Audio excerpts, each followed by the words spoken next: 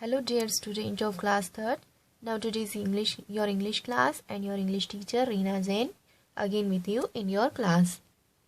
In our previous class or chapter number 8 the curious baby elephant was going on and I explained you the homonyms from the word power. Now today I want to teach you a new topic subject verb agreement from building blocks. आज हम एक नया topic पढ़ेंगे subject और verb का agreement. Now first I want to tell you about the subject means what is subject. आज पहले मैं आपको ये बताऊंगी कि सब्जेक्ट क्या होता है एंड व्हाट इज वर्ब और वर्ब क्या होती है. नाउ सब्जेक्ट मीन्स वह पर्सन जिसके बारे में सेंटेंस में बताया जाता है यानी जिसके द्वारा सेंटेंस के अंदर कोई भी वर्क किया जाता है. And verb is an action word. Verb जो होती है वह एक एक्शन वर्ड होता है. Now let's read this sentences. 1 elephant walks through the jungle. Many elephants walk through the jungle. A crocodile has big teeth. All crocodiles have big teeth.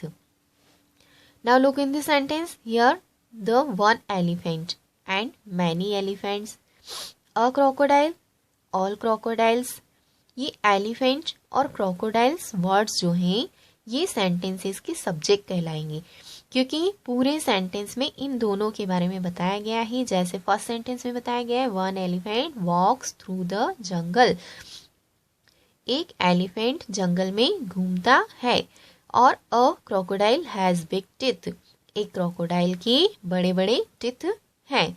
अब यहाँ पर एलिफेंट के बारे में बताया गया है कि वह जंगल में घूमता है और यहाँ क्रोकोडाइल के लिए बताया गया है कि उसके टीथ बड़े बड़े हैं.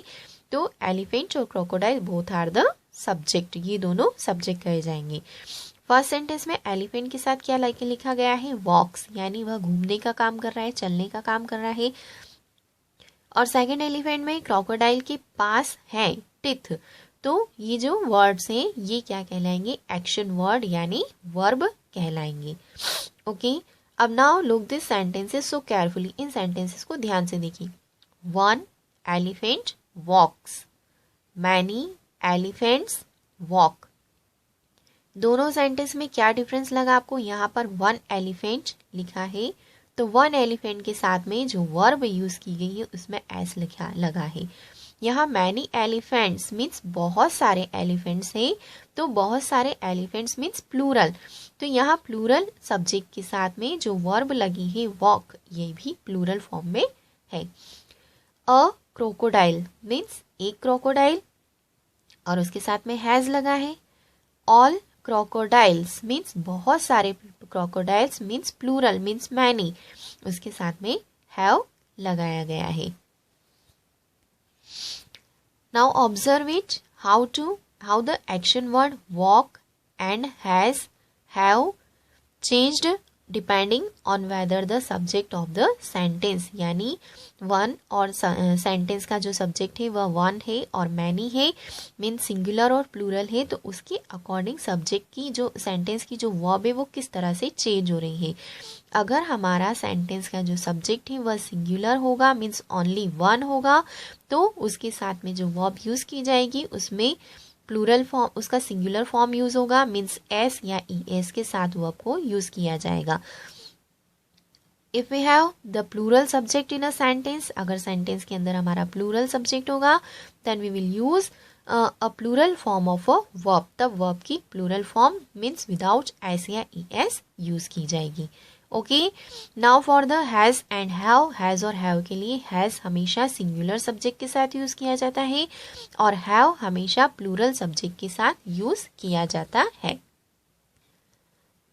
And this is called a subject verb agreement means a singular subject is always matched with a singular action word or verb while a plural subject is always matched with plural action words. Now look this table. I के साथ हमेशा verb का plural form use किया जाएगा. You, we, they. I, you, we और they इन सब के साथ में वर्ब का plural form means without S और ई एस यूज किया जाएगा. एंड ही, शी और इट, इनके साथ में जो वर्ब यूज़ की जाएगी उसका singular form means with S और ई एस यूज़ किया जाएगा। Remember once more time, I, you, we और दे ये सारे प्लूरल सब्जेक्ट माने जाते हैं और इन प्लूरल प्रोनाउन से इन सारे प्लूरल प्रोनाउंस के साथ में प्लूरल वर्ब यूज़ किया जाएगा मीन्स विदाउट एस और ई एस के बिना। और ही, शी और इट ये सिंगुलर प्रोनाउन से, तो इनके साथ में सिंगुलर वर्ब मीन्स वर्ब को एस या ई एस के साथ यूज़ किया जाएगा। और हैज़ और हैव के लिए भी आई, यू, वी और दे के साथ में हैव का यूज़ किया जाएगा और ही, शी और इट के साथ में हैज़ का यूज़ किया जाएगा। Now here are some more example, हम और एग्जाम्पल्स देखते हैं। 1 monkey jumps in joy, 5 monkeys jump in joy. Now look, here only one monkey. So here this action word is used in singular form means with as. Here are 5 monkeys means plural subject, means we have a plural subject.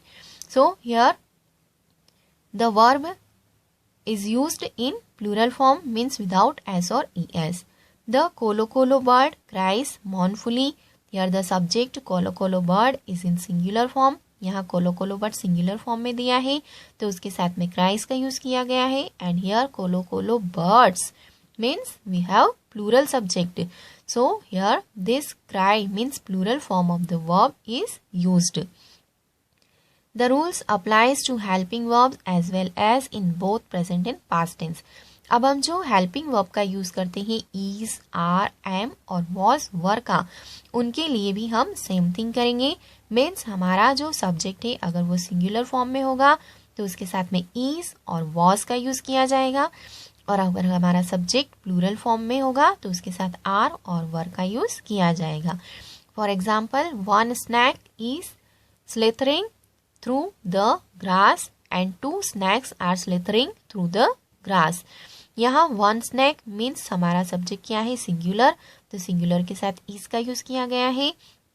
And 2 snakes means we have plural subject, so here are means plural form of the helping verb is used. Next, the elephant was happy with his trunk। यहाँ पर elephant singular यानी एक ही elephant की बात हो रही है, उसके साथ was यूज किया जाएगा। and the elephants means elephants में s लगा है मीन्स ये elephant का plural form है, मीन्स बहुत सारे elephant, तो elephants के साथ were प्लूरल फॉर्म का यूज किया जाएगा। Let's revise once more time. Means किसी सेंटेंस के अंदर जब हम किसी पर्सन, प्लेस, एनिमल या थिंग के बारे में बात करते हैं तो वह उसका सेंटेंस का सब्जेक्ट कहा जाता है, यानी जिसके बारे में बात की जा रही है that is called the subject of the sentence. और उसके अंदर जो वर्क उस सब्जेक्ट के द्वारा किया जा रहा है that is called a verb. Means an action word is always called a verb, यानी एक्शन जो उसमें किया जा रहा है वह एक्शन वर्ड उस सेंटेंस का वर्ब कहा जाता है। अब जो सेंटेंस का सब्जेक्ट होगा उसके अकॉर्डिंग वर्ब को यूज किया जाएगा। Means if we have a singular subject in a sentence then we will use a singular form of verb means without S और मीन्स विथ एस और E S. And if we have a plural subject in a sentence then we will use a plural form of verb means without s or es।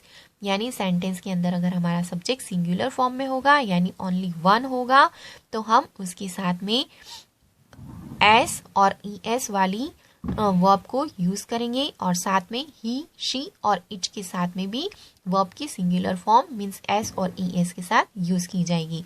और अगर हमारे sentence का जो subject होगा अगर वो plural form में होगा मीन्स मोर देन वन यानी एक से ज़्यादा अगर होगा तब, और इसके साथ आई, यू और दे इनके साथ में हम वर्ब की plural form means without S और ई एस यूज करेंगे।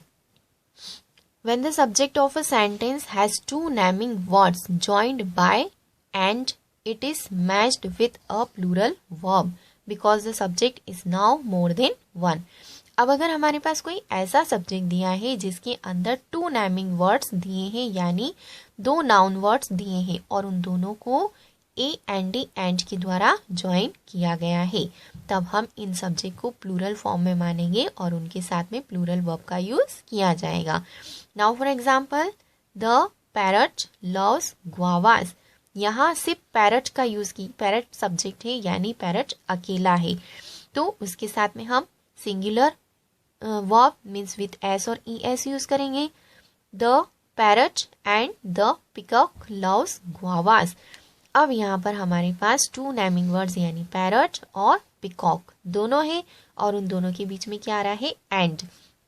तब हम इसे प्लूरल सब्जेक्ट मानेंगे और इसके साथ में प्लूरल एक्शन वर्ड यानी बिना एस या ई एस के उसको यूज करेंगे, यानी ये जो लव्स है वो किस में चेंज हो जाएगा, लव में। The snake is creepy. अब यहाँ पर स्नैक सिर्फ स्नैक के लिए बोला गया है तो वो सिंगुलर सब्जेक्ट है और उसके साथ हम इज यूज करेंगे, लेकिन the snake and the spider are creepy. अब यहाँ हमारे पास स्नैक और स्पाइडर टू नेम हो गए हैं, टू नेमिंग वर्ड, तो स्नैक और स्पाइडर और दोनों को एंड के साथ ज्वाइन किया गया है तो इन्हें हम प्लूरल मानेंगे, ये प्लूरल सब्जेक्ट बन जाएंगे, मीन्स मोर देन वन, एक से ज्यादा हो गए, तब इनके साथ में आर हेल्पिंग वर्ब यूज की जाएगी। अब यही rule, the rule is same for pronouns and words like both, all, one and so on.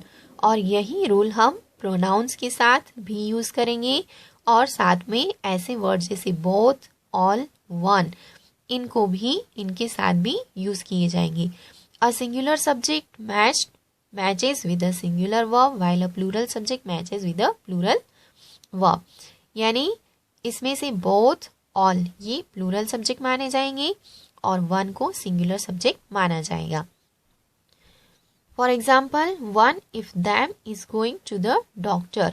One यहाँ पर सब्जेक्ट की जगह क्या यूज किया गया है, वन, तो ये सिंगुलर फॉर्म में माना जाएगा और इसके साथ हेल्पिंग वर्ब इज का यूज किया जाएगा। But in the next sentence both of them are going to the doctor. One if them means उनमें से एक डॉक्टर के पास जा रहा है एंड बोथ ऑफ देम यानी उनमें दोनों डॉक्टर के पास जा रहे हैं। बोथ वर्ड को प्लूरल माना जाएगा, ये प्लूरल सब्जेक्ट होगा और इसके साथ आर का यूज किया जाएगा, इसे प्रोनाउन माना जाएगा। वन और बोथ, बोथ आर प्रोनाउंस और इन दोनों प्रोनाउंस के साथ में सिंगुलर प्रोनाउन के साथ में इज हेल्पिंग वर्ब यूज होगी और बोथ मीन्स प्लूरल प्रोनाउन तो उसके साथ में आर हेल्पिंग वर्ब का यूज किया जाएगा। They follow the same rule for the he, she and they. He is playing at home, she likes animals. He और शी ये दोनों सिंगुलर प्रोनाउन है तो इनके साथ में हेल्पिंग वर्ब इज और लाइक्स मीन्स सिंगुलर फॉर्म में यूज की जाएगी and they are playing at home, they like animals, यानी दे जो है वे प्लूरल प्रोनाउंस है तो उनके साथ में हेल्पिंग वर्ब आर और लाइक मीन्स प्लूरल फॉर्म में यूज किया जाएगा। Means in a sentence if we have a pronoun at the place of subject, अगर सेंटेंस में सब्जेक्ट की प्लेस पर प्रोनाउन दिया है तो भी हम सेम रूल फॉलो करेंगे। मीन्स अगर प्लूरल सिंगुलर होगा तो उसके साथ में वर्ब की सिंगुलर फॉर्म यूज की जाएगी और अगर प्रोनाउन प्लूरल होगा मीन्स यू, दे, वी, तब उनके साथ में वर्ब की प्लूरल फॉर्म यूज की जाएगी।